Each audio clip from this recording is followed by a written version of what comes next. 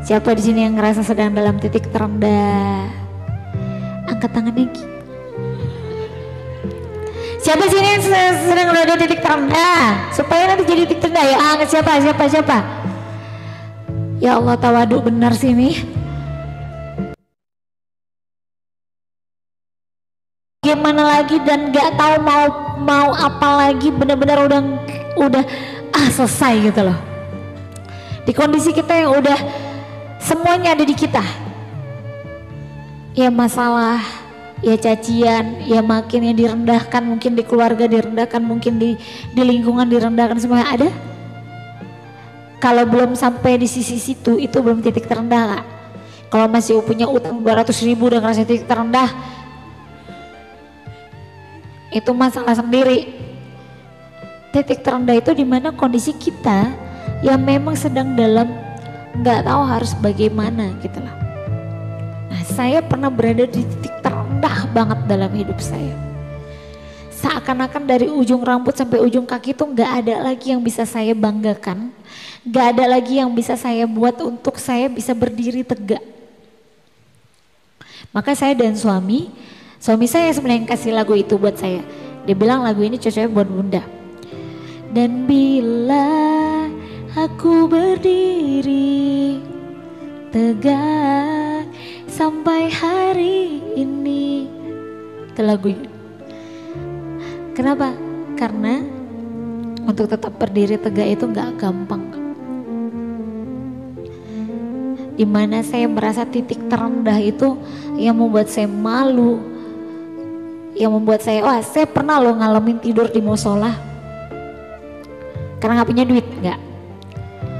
Memang gak punya duit juga waktu itu, tapi bukan karena saya gak punya duit sehingga saya harus tidur di musola, enggak, tapi karena saya diusir sama pacar saya. Saya diusir loh, datang ke rumahnya baik-baik terus diusir, disuruh keluar dari rumah dan dia yang langsung yang ngusir. Bisa Anda bayangkan bagaimana perasaan saya waktu itu? Mana sih lagi banget lagi. Saya pikir dia bisa jadi tempat saya bersandar. Ternyata saya salah tempat bersandar. Sewaktu itu saya pakai baju tolong mau ketemu pacar kan pasti setel kandas kan. Pakai baju ala peri-peri, baju rok putih, bajunya juga putih. Karena waktu itu belum syari banget jadi pakai manset. Saya ingat banget baju saya, jilbabnya warna ungu. Saya jalan kaki, saya tinggalkan mobil saya dan kunci mobil, dompet, tas, handphone semua saya tinggalkan dalam mobil. Saya pergi jalan kaki dengan hanya baju melekat di badan. Jalan dari mana? Kayak dari sini ke simpang 4 PCC. Jalan kaki dengan air mata berderai. Mungkin kalau orang lihat orang gila baru kan? Karena baju masih bagus. Kalau bajunya udah lusuh itu udah lama gilanya. Tapi kalau bajunya masih bagus itu berarti masih baru. Mungkin baru seminggu atau 2 minggu lah dia gilanya. Itu aja kalau mau nandain orang gila baru, orang gila ngemat, tandain sama bajunya.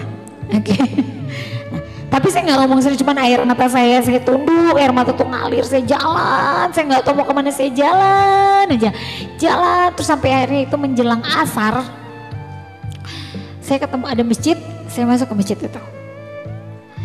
Saya sujud doa, saya bilang saya nggak tahu itu sholat apa aja yang saya kerjakan, intinya saya sujud cuma nangis. Setiap orang datang ke masjid itu cuma gini, sabar ya dek, berganti manusia, sabar ya dek. Tapi saya nggak pernah keluar, saya nggak pernah dudukin, sujud berjam-jam, sholat sujud, air mata saya nggak tahu mau bilang apa. Saya pernah ada. Terus malamnya ternyata ada 3 musafir di situ, ada saya dan ada 2 orang. Nah masya Allah ya. Yang dikasih selimut, dikasih bantal, dikasih makan itu saya. Ya tadi mungkin karena nggak ada tampang musafir banget kan, masih bagus. Orang nggak nyangka. Saya mau pulang bisa sebenarnya, walaupun saya nggak pegang handphone, nggak pegang. Saya tinggal panggil taksi, bayar di rumah bisa kan? Bisa. Tapi saya nggak mau pulang sama sekali. Cuma satu yang saya pikirkan waktu itu, setelah saya lelah semalaman menangis, nggak tidur tuh hanya bangun lagi. Hancur banget rasanya hati ini. Kalau sekedar putus cinta mau udah biasa. Kemarin saya baru ngobrol, nggak kemarin tadi. Saya ngobrol sama suami saya. ngelihat video-video TikTok kan ada yang lagi mergokin pacarnya selingkuh. Saya bilang, saya ketawa pas, apain sih Nda katanya, enggak ini Abi ada yang mergoki pacarnya selingkuh. Kok Bunda ketawa, pernah ngalamin? Saya bilang. Nah itu tuh nggak sesakit itu gitu lah, nggak sesakit waktu diusir, hebat kan. Kalau sekedar mergoki dia selingkuh, saya nggak sakit banget waktu itu. Tapi ini beda orang ya, yang selingkuh beda, yang ngusir saya beda orangnya. Oke, berapa sih pacar Bunda? Ditanya suami saya. 9. Abi yang ke-10. Syukurnya gol ya, jadi suami. Nah, terus akhirnya saya malam itu pagi saya sholat duha 12 rakaat. Saya bilang, ya Allah saya pulang nggak ya, pulang nggak ya, pulang nggak ya, saya nggak mau pulang.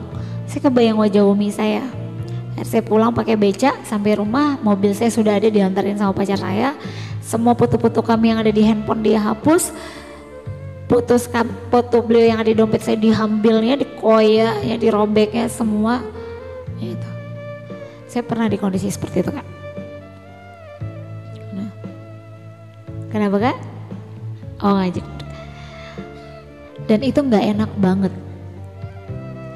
Kakak-kakak sekarang yang mungkin hanya sekedar ngeliat, ya Allah seharusnya dia jodohku, tapi kenapa dia menikah dengan yang lain. Kalau antum masih dalam kondisi baik-baik saja, tidak punya masalah yang lain, itu belum masalah sebenarnya. Kalau kita pahami berapa banyak ayat Quran yang membahas di surah Al-Baqarah surah kedua ayat 214, 216 ya kalau nggak salah saya, 214, di mana ya memang kita harus diuji kan dengan ketakutan, kehilangan semuanya, dan kita nggak punya pilihan.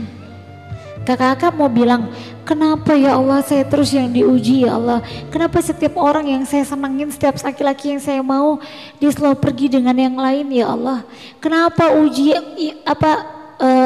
proposal saya selalu ditolak ya Allah oleh dosen saya, kenapa ya Allah, kenapa, why me, kata Allah, why not, kenapa tidak. Kakak-kakak ditolak terus gak jadi. Saya juga pernah loh. Kalau saya ingat-ingat saya lucu jadi. Saya pernah dulu senang sama seseorang, awalnya saya dijodohin sama umi saya. Saya baru pindah, anak Medan, anak Jakarta ya, pindah ke kota kayak Mempawah gitu.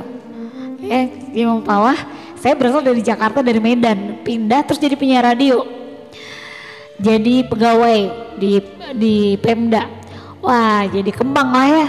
Kembang waktu itu karena ya, terus saya siaran kan 89.4 FM masih bersama saya Mirani Mauliza. So guys, malam hari ini kita bersama, nah itu tuh saya dulu. Terus dijodohin. Saya lagi nggak punya pacar waktu itu, lagi kosong ya. Pacar saya tinggalin, kenapa? Karena 3 tahun kami pacaran, maknya nggak setuju sama saya. 3 tahun pacaran, 4 tahun, maknya nggak pernah setuju sama saya. Alasannya lucu. Kata dia, karena saya anak orang kaya, terlalu gaul, sementara anak dia tuh biasa-biasa aja, jadi nggak boleh. Nanti saya sepele sama anaknya. Ibunya kebetulan hanya tukang pijat di spa. Jadi setiap saya nelfon pacar saya itu, halo, assalamualaikum tante, ada Dian nggak ada. Langsung dibentak gitu loh, ada Dian nggak ada.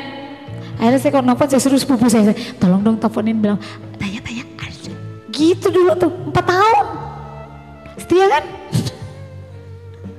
Setia banget. Tapi akhirnya saya mikir, gila ya, pernikahan yang direstui sama orang tua aja banyak masalahnya, apalagi yang gak dapet ridho dari ibu kan.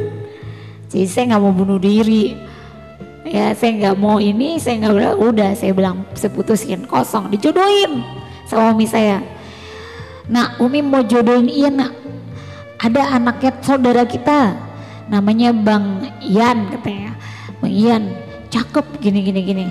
Hi, macam zaman Siti Nurbaya dijodohin. Saya bilang enggak udah. Saya pulang kerja, saya jalan keluar dari kota siaran, dari radio. Terus saya pakai baju, belum baju dinas karena baru pindah, jadi masih pakai baju ala, karena saya pernah jadi sekretaris ya. Dan itu waktu itu saya belum berjilbab, Jadi rambut tuh masih segini, dikeriwil tiap hari, rajin banget. Pada saat saya keluar, saya ngeliat, ada cowok cakep banget, putih kayak Barbie. Saya bilang gitu, putih banget. Saya bilang sama teman saya namanya Kak Ipan, kak, itu siapa sih Kak? Oh itu namanya Bang Ian. Hah? Bang Ian, iya. Oh itu anaknya adiknya ini ya, Pak Tante Neno ya? Iya. Oh kok itu nggak nolak lah aku. Nggak nolak, terus bilang Mami tadi ketemu ya udah lanjutin. Ya karena orang tua zaman dulu ya, orang tua saya lanjutin. Udah. Terus pas sapa-sapaan sempat dekat. Saya suka sama dia. Jalan kemana-mana pakai mobil, tiba-tiba dia mundur teratur. Kenapa? Karena umur kami terpaut 8 tahun. Dia 8 tahun lebih tua maksudnya. Nggak pede sama saya. Dia mundur. Terus 6 bulan loh Kak saya istiqomah ngejar dia. Istiqomah dalam cinta. Saya istiqomah pokoknya tuh dalam doa saya, ya Allah. Saya zikirin apa aja saya kerjain gitu loh. Untuk bisa ngedapetin hatinya. Saya suka banget saya sama dia waktu itu. Nah, masya Allah, saya sempat kasih dia baju koko lah, baju inilah, sampai dia nyamperin saya. Dek, bukan abang nggak mau terima baju ini. Akhirnya ya udahlah. Masih suka 6 bulan, masuk bulan ke-8.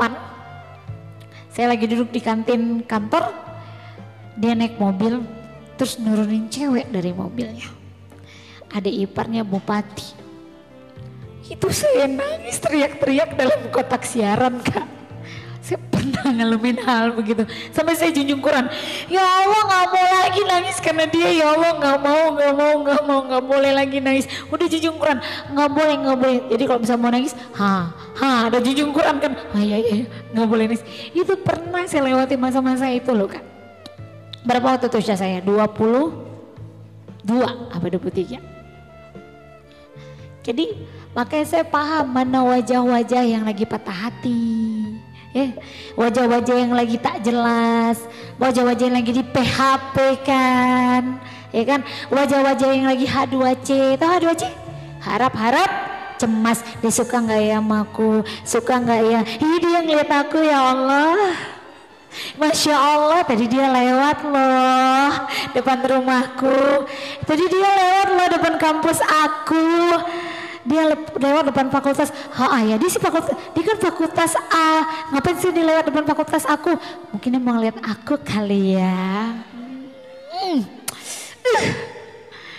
Dan itu masa-masa terindah itu. Nanti pas dia ada lagi acara-acara kampus, ada si A. Sebanyak-banyaknya yang orang kalau ada acara di kampus tuh cuma cari mata dia. Ada nggak ya? Ada. Tahu kan? Ngalamin. Saya pernah Kak berada di posisi itu, semua saya tahu gitu loh.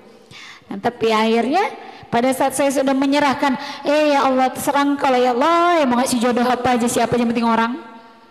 Yang kedua laki-laki, ketiga beriman. Ya, pertama orang, kedua laki-laki, ketiga beriman. Nah, masya Allahnya ya tadi, gitu.